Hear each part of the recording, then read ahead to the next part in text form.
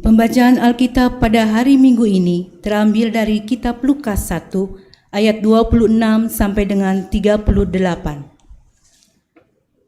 Lukas 1 ayat 26 sampai dengan 38 dengan perikop pemberitahuan tentang kelahiran Yesus.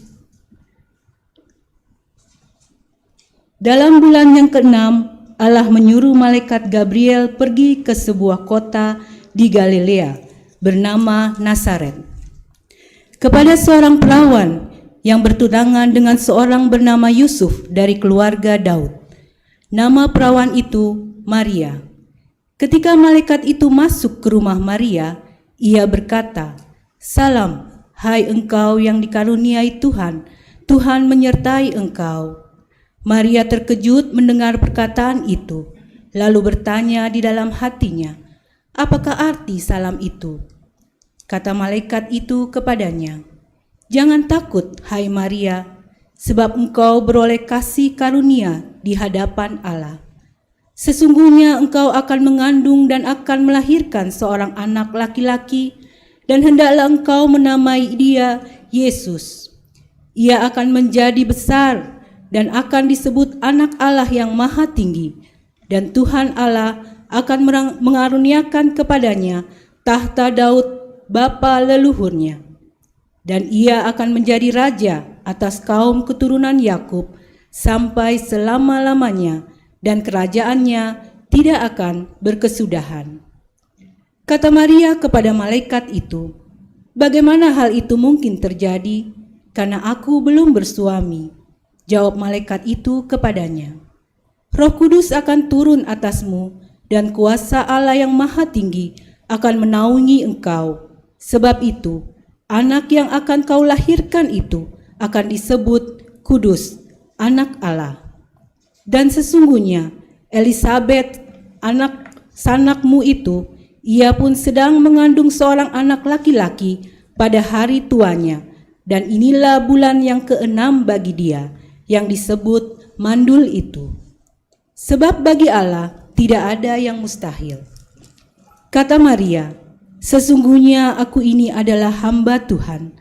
Jadilah padaku menurut perkataanmu itu." Lalu malaikat itu meninggalkan dia.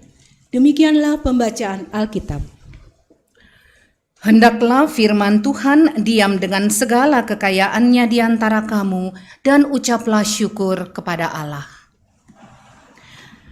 Bapak, Ibu, dan Saudara, selamat memasuki Minggu Advent yang menjadi minggu-minggu penantian kita akan kedatangan Yesus Kristus. Hari ini kita memulai khotbah berseri kita terkait dengan beberapa tokoh Alkitab di seputar Natal, dan kita akan belajar dari mereka. Kali ini kita akan belajar dari Yusuf dan Maria. Tema yang ada adalah Yusuf dan Maria. Apakah engkau percaya kepadaku? Bapak, Ibu, dan Saudara, berbicara tentang sebuah kota kecil, biasanya kita tidak pernah berpikir ada hal yang istimewa datang dari kota kecil, karena mereka hanya sebuah tempat terpencil yang tidak punya pengaruh apa-apa. Ketika berita dari Sigi, nama daerahnya itu agak sulit untuk saya sebutkan, tapi itu daerah Sigi, Sulawesi Tengah, datang tentang pembunuhan 4 orang yang merupakan pengurus gereja, bala keselamatan di sana, bahkan pembakaran gereja dan rumah, dan pembunuhan itu dilakukan dengan sangat keji. Orang terbuka matanya. Ada sebuah kota kecil di mana umatnya cukup banyak di situ, dan ternyata penderitaan yang dialami karena teroris ini luar biasa. Itu mendunia, karena bukan hanya di Indonesia. Tapi coba Bapak Ibu lihat, beberapa kantor berita internasional bahkan sudah memberitakannya dari sebuah kota kecil. Pagi hari ini saya mengajak Bapak Ibu Saudara ke Nazaret, sebuah kota kecil. Dalam bagian firman Tuhan tadi dikatakan bahwa kota itu berada di Galilea, ya, daerah Galilea. Kota kecil ini populasinya hanya sekitar 1.000 orang.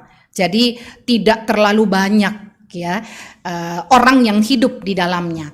Mata pencarian mereka umumnya adalah petani. Petani apa? Petani anggur, petani gandum. Lihat, itu ada gambar alat untuk menggiling atau mengubah buah anggur menjadi air anggur. Nah, itu ada di gambar tersebut. Ini menjadi ciri bahwa di situ banyak sekali petani anggur secara khusus. Juga pengrajin tanah liat, mereka buat periuk, mereka buat gelas, mereka buat piring dari tanah liat, dan tukang kayu.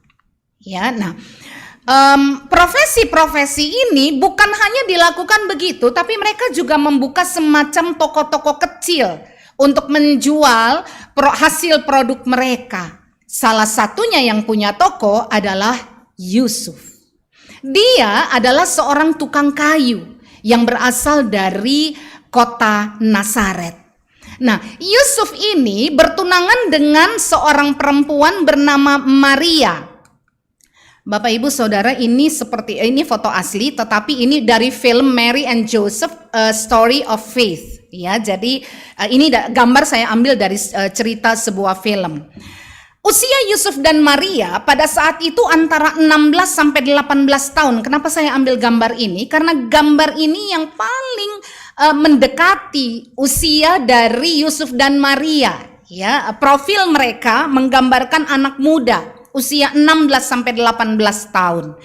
Kenapa kita bisa tahu padahal data itu tidak ada? Karena berangkat dari tradisi Yahudi. Pertunangan yang dilakukan dalam lingkungan masyarakat Yahudi biasanya antara usia ini 16 sampai 18 tahun. Dan masa pertunangan itu biasanya dilakukan 1 tahun persis. Jadi kalau misalnya 6 Maret tunangan, maka tanggal 6 Maret tahun berikut akan terjadi pesta perkawinan. Ya, itu tradisi di sana.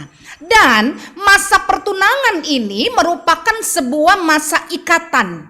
Laki-laki dan perempuan tidak boleh bertemu sama sekali, tetapi relasi di antara mereka itu sudah seperti orang yang menikah, orang kawin. Ya, jadi ya seperti orang kawin dalam pengertian mereka tidak boleh bangun relasi dengan orang lain, mereka saling memperhatikan satu dengan yang lain, tetapi tidak boleh tinggal atau belum boleh tinggal serumah.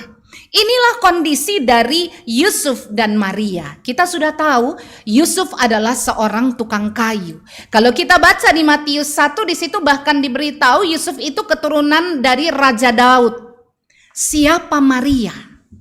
Nah, cerita tentang latar belakang si Maria ini hampir tidak ada lah ya dalam kitab-kitab Injil. Tetapi dalam tradisi Katolik dan gereja-gereja Ortodoks, mereka mengisahkan bahwa Maria ini punya papa namanya Yoakim dan mamanya bernama Anna. Ya, yang di tengah itu Maria. Itu gambarnya. Nah, Bapak Ibu Saudara, dikisahkan bahwa Yoakim dan Anna ini lama sekali tidak punya anak. Sehingga akhirnya Yoakim ini memutuskan untuk puasa, doa puasa selama 40 hari seperti Yesus, dia pergi ke padang gurun. Ya. Lalu pada saat dia pulang, Anna kemudian memberitahukan bahwa Anna hamil. Dan di usia tua lahirlah Maria. Kenapa ini penting untuk diceritakan? Ini membawa Bapak Ibu Saudara dan saya untuk mengerti bahwa kenapa ketika tahu bahwa Maria hamil oleh Roh Kudus bukan karena Yusuf, orang tuanya tidak heran. Ya, jadi ini yang terjadi. Ini cerita dalam tradisi Katolik dan gereja Ortodoks. Maria ini waktu kecil orang tuanya sering bawa ke bait Allah. Dia perempuan tetapi sering sekali dibawa mengikuti tradisi ibadah di sana. Sehingga Maria ini terbiasa dalam tradisi-tradisi peribadahan. Lalu pada saat dia usia 16 sampai 18 tahun, datanglah malaikat kepada Maria. Ya, cantik ya Marianya, ini lukisan Bapak Ibu Saudara. Ya, malaikat datang kepada Maria dan malaikat katakan, engkau dikasihi. Ya, engkau berkenan di hati Allah. Engkau istimewa di hadapan Allah. Karena itu Allah memilihmu. Lalu firman Tuhan katakan Maria bertanya-tanya dalam hatinya. Maksudnya apa? Jangan takut Maria. Allah memilih engkau. Allah Bapa di sorga memilih engkau untuk melahirkan juru selamat. Kaget Maria, kalau para perempuan yang ada di sini, yang ada di rumah, ya, ibu-ibu atau anak-anak gadis usia seperti Maria, tiba-tiba dikatakan hamil, apa enggak shock? Loh, saya ini memang sudah tunangan, tapi saya nggak pernah bertemu dengan Yusuf, karena ini tradisi kami, tidak boleh sama sekali bertemu. Mana mungkin saya hamil? Maria pakai logika. Betul, bagaimana mungkin Maria hamil? Tetapi malaikat kemudian mengatakan kepadanya bahwa sesuatu yang kelihatannya ajaib dan tidak mungkin menjadi sesuatu yang mungkin di hadapan Allah. Karena ini berbicara tentang Allah yang maha kuasa. Apapun bisa terjadi dalam kehidupan manusia kalau Allah menghendakinya. Dan bayi yang akan kau lahirkan itu merupakan adalah anugerah dari Allah yang maha tinggi dan disebut anak Allah. Luar biasa ya, Maria mendapat berita itu. Dan Maria bertanya-tanya, mana bisa? Tidak mungkin. Tetapi ketika malaikat menjelaskannya lebih jauh, firman Tuhan mengatakan apa? Maria berkata, jadilah kepadaku menurut perkataanmu itu. Jadi kalau engkau mengatakan seperti itu, jadilah itu dalam hidupku. Malaikat itu pergi. Bapak ibu saudara, khususnya para perempuan. Apakah dengan perginya malaikat kita kemudian mengatakan oke, beres, ini malaikat yang katakan saya hamil, it's okay, saya terima, begitukah? Kalau melihat ekspresi-ekspresi yang digambarkan melalui bacaan, melalui tulisan, kita bisa membayangkan apa yang dialami dan para pelukis yang menulis, yang menggambarkannya. Ini adalah gambaran tentang Maria yang dikeluarkan oleh gereja Ortodoks, dan mereka mengatakan kalau lihat wajah Yesus maka mirip-mirip dengan ini, sehingga inilah kurang lebih menggambarkan wajah dari Maria. Lihat perempuan yang wajahnya tidak ceria. Kalau Bapak Ibu Saudara lihat lebih teliti, ada tetesan air mata di pipinya. Kenapa? Betul dia melahirkan seorang anak Allah. Tetapi di tengah situasi orang-orang Yahudi yang ditekan oleh pemerintahan Romawi, jangan-jangan Maria bisa dituduh punya affair dengan salah seorang prajurit Romawi. Bagaimana saya harus berhadapan dengan orang lain? Bisa saja orang menuduhkan itu pada saya. Apakah Yusuf mau menerima saya sebagai istrinya kalau tahu saya sudah hamil? Dan apakah saya tidak akan menerima hukuman rajam dalam tradisi Yahudi karena hamil di luar perkawinan? Itu hukumannya adalah rajam. Apa kata orang tua dan keluarga besarku kalau tahu aku ini hamil? Bisakah Maria percaya Tuhan akan menolongnya mengatasi semua masalah yang menjadi pertanyaannya itu? Bahwa malaikat memberitahukan ini adalah amanat dari Allah Bapa. Aku datang sebagai utusan Allah. Maria bisa melihat itu atau membayangkan itu sebagai sebuah mimpi karena tidak lama kejadiannya. Lalu kalau betul saya hamil, bagaimana dengan kehidupan saya ke depan?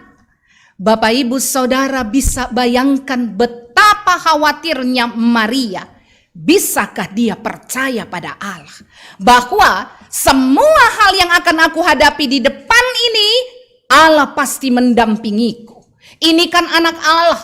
Allah pasti akan menolongku melewati persoalan-persoalan yang mungkin akan aku hadapi ke depan. Itu Maria.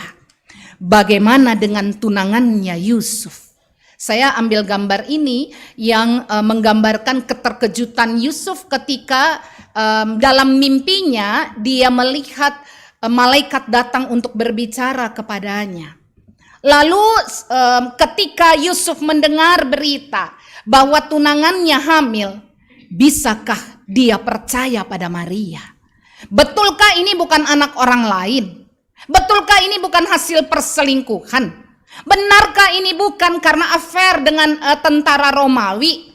Bisakah dia percaya pada Maria? Bagaimana dengan harga dirinya sebagai seorang laki-laki? Mengapa memutuskan menceraikan Maria diam-diam menjadi pertimbangan dari Yusuf? Apakah dia meragukan cerita Maria, atau dia merasa tidak pantas menjadi ayah Mesias? Ada banyak hal yang bisa diduga dari Yusuf. Yang pasti Yusuf sungguh-sungguh bergumul, dapatkah aku mempercayainya?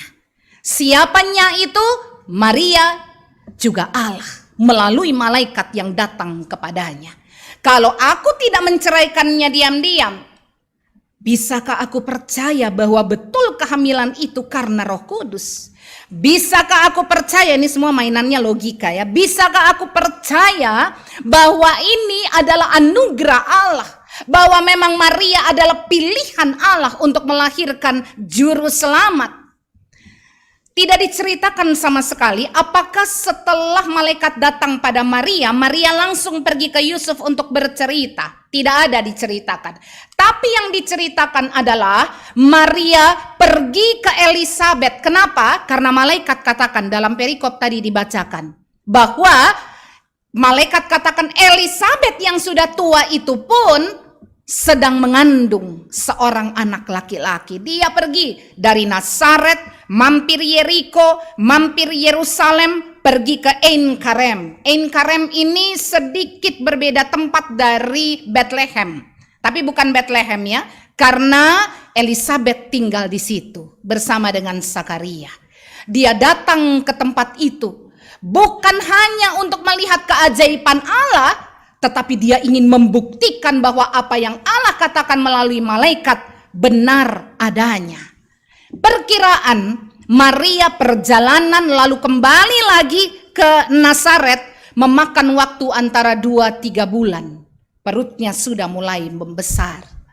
Bapak Ibu Saudara, apa yang dikatakan malaikat kepada Yusuf menjadi sebuah pengingat bagi Yusuf bahwa dia harus menyelamatkan Maria. Apakah itu benar putra Allah? Waktu akan membuktikan ke depan. Tapi pertanggungjawabannya untuk seorang perempuan yang dia cintai harus dia jalankan.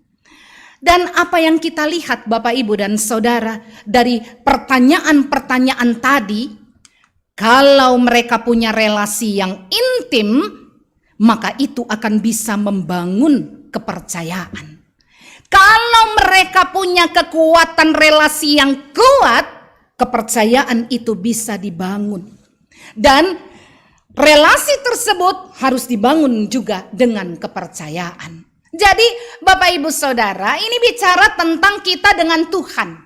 Ya, salah satunya. Kita percaya pada Tuhan karena kita punya relasi yang dekat. Kita percaya Tuhan menolong, Tuhan mendampingi karena kita dekat dengan Tuhan, intim dengan Tuhan. Kita percaya pada pasangan kita karena kita dekat dengan Dia, karena kita intim dengan Dia. Kepercayaan itu kemudian terbangun bukan hanya relasi suami istri, anak-anak terhadap orang tua, dan orang tua terhadap anak. Kalau melihat relasi Yusuf dan Maria ini, maka Bapak Ibu Saudara, saya mau mengantar Bapak Ibu Saudara untuk melihat bahwa sebuah janji perkawinan itu dibangun atas dasar kepercayaan. Kalau saya tidak percaya pada pasangan saya tidak akan mengucapkan janji perkawinan. Sebaliknya, karena saya percaya pada pasangan saya, maka saya berani mengucapkan janji perkawinan. Dalam susah dan senang, dalam sakit maupun sehat, dalam segala keadaan, engkau adalah istriku, engkau adalah suamiku. Kenapa saya berani mengatakan begitu? Karena saya percaya Dia akan melakukan hal yang sama pada saya. dalam segala keadaan dia akan mendampingi saya. Berbicara tentang kepercayaan, percaya berarti berani menjadi diri sendiri dan berkata apa adanya. Kalau kita ragu-ragu dengan seseorang, belum percaya dengan seseorang, kita sulit terbuka. Suami istri yang punya persoalan dalam kehidupan rumah tangga mereka sulit untuk membuka diri. Dia simpan rahasia atau dia simpan persoalan untuk dia sendiri. Kenapa? Saya nggak percaya. Kalau saya cerita ke dia, dia bisa terbuka atau tidak untuk mengerti saya. Saya nggak percaya. Dia bisa menolong saya mencari jalan keluar atau dia justru menimbulkan masalah baru bagi saya. Jadi kepercayaan itu ketika bicara tentang relasi pasangan berarti berani menjadi diri sendiri dan berkata apa adanya. Kepercayaan itu sebenarnya membuat kita rentan. Saya ambil gambar ini. Kalau burung itu patok, ada beras di tangan tersebut. Kalau burung itu patok beras yang ada di tangan, ya, dia tidak yakin ini kepala saya ditangkap atau tidak. Tetapi ketika dia memberanikan diri untuk mematuk, dia percaya kepalanya tidak akan ditangkap. Percaya membuat kita rentan. Rentan dibohongi, rentan dikerjain, rentan untuk menjadi lemah karena bisa dimanfaatkan. Tapi itu bagian dari kepercayaan. Pengkhianatan terhadap kepercayaan itu selalu menghancurkan hidup. Saya waktu buat khotbah ini saya baca sebuah buku online. Di situ dia katakan begini. Kalau relasi suami istri itu dibangun dengan kepercayaan, kemudian kepercayaan itu disalahgunakan, membangun kepercayaan itu membutuhkan waktu lama. Menghancurkan kepercayaan itu membutuhkan waktu sedikit. Mengembalikan rasa percaya itu membutuhkan seumur hidup. Bayangkan Bapak Ibu Saudara, betapa kepercayaan itu menjadi sesuatu yang sangat penting dalam relasi minimal suami istri yang Bapak Ibu Saudara banyak jalankan di sini. Jadi jaga. Kalau Yusuf khawatir, Yusuf mencintai Maria, tetapi apakah saya betul-betul bisa percaya padanya? Kalau Maria ragu-ragu, kenapa? Karena dia berpikir, saya bisa tidak jalan dengan Yusuf. Yusuf mau terima saya enggak? Allah ada enggak dalam persoalan hidup yang akan saya jalani ke depan? Ini menyangkut trust, menyangkut kepercayaan yang saya buat. Percaya membuat kita seharusnya berani menerima apa adanya.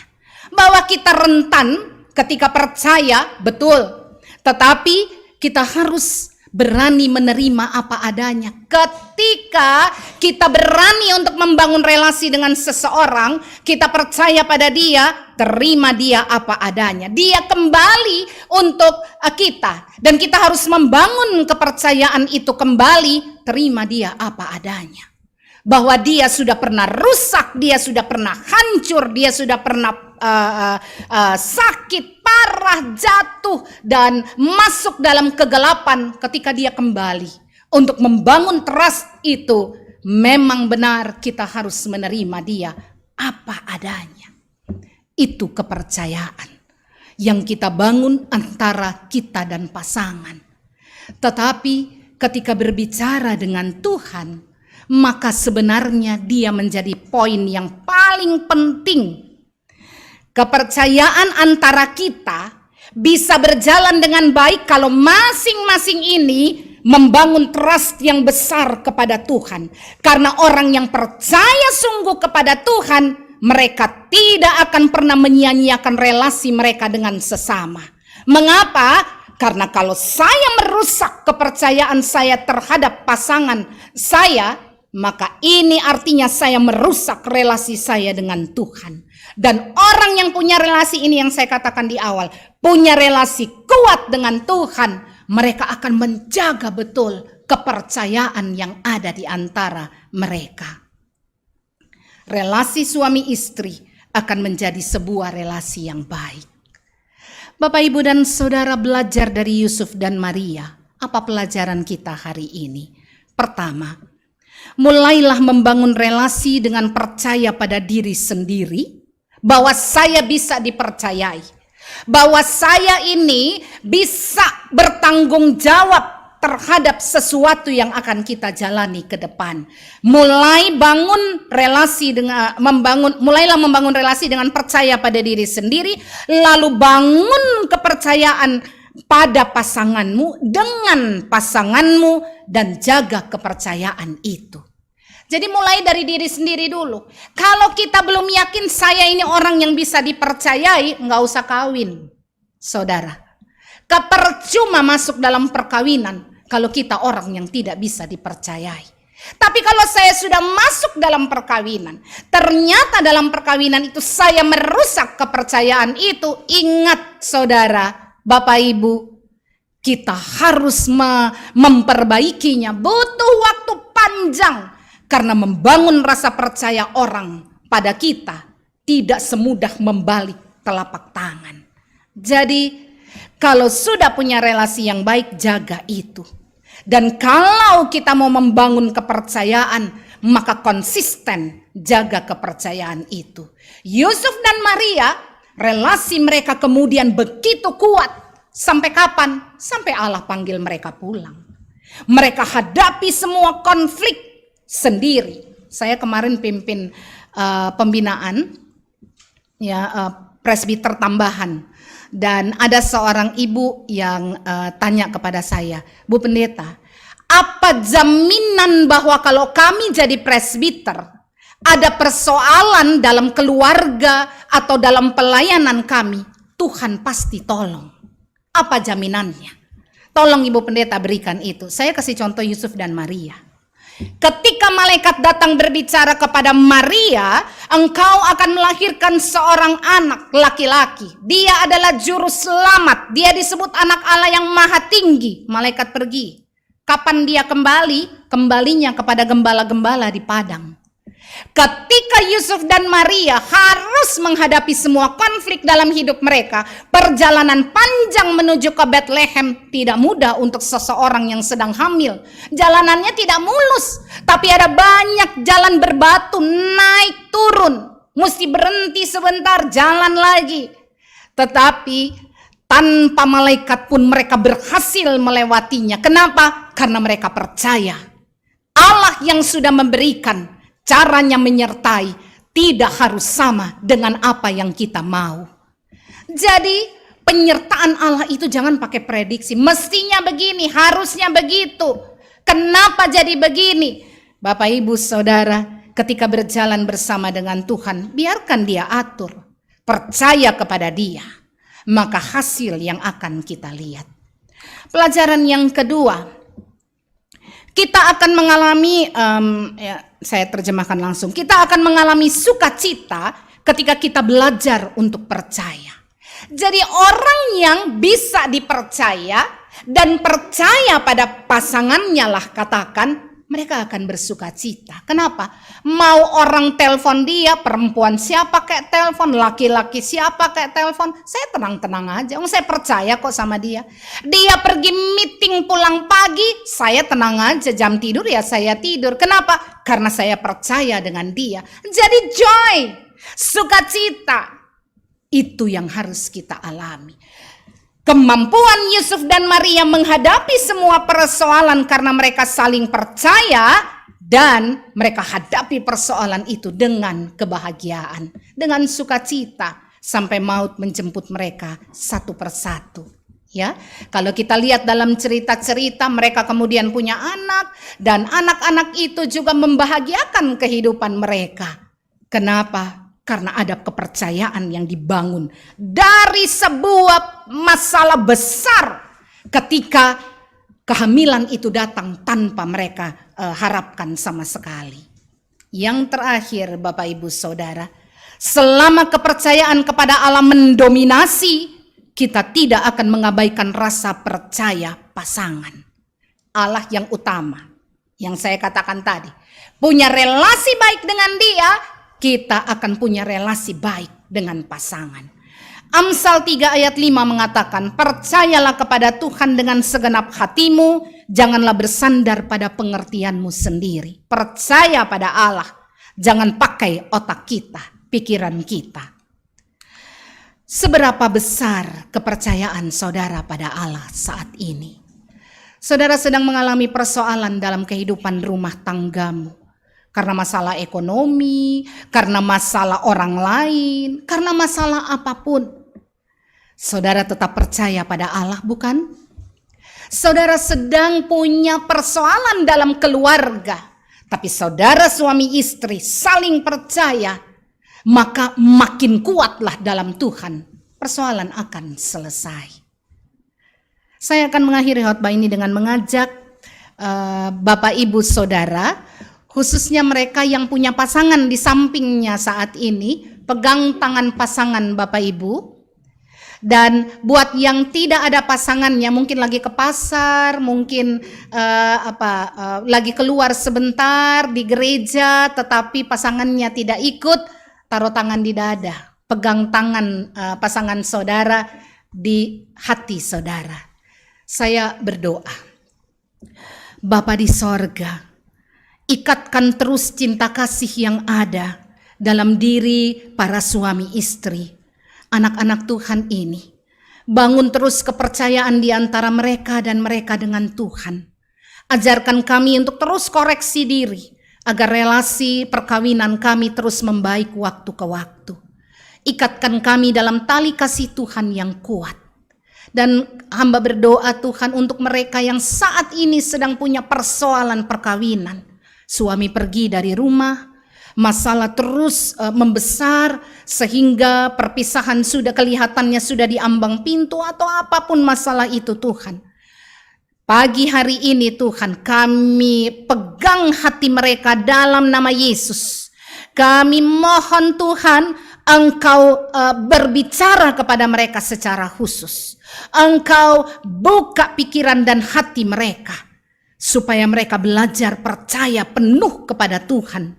Dan dengan percaya pada Tuhan, mereka akan membangun relasi yang baik kembali dengan pasangan hidupnya. Tolong kami Tuhan, kami rindu memasuki Natal ini dalam kebahagiaan. Kalau ada di antara kami yang sedang berantem dengan suami, istri, atau anak-anak, atau orang tuanya, Tuhan tolong agar kami mau berdamai. Kami ingin memasuki masa raya Natal ini dalam kebahagiaan dan membangun terus kepercayaan di antara kami. Dalam nama Yesus Kristus kami memohon. Amin.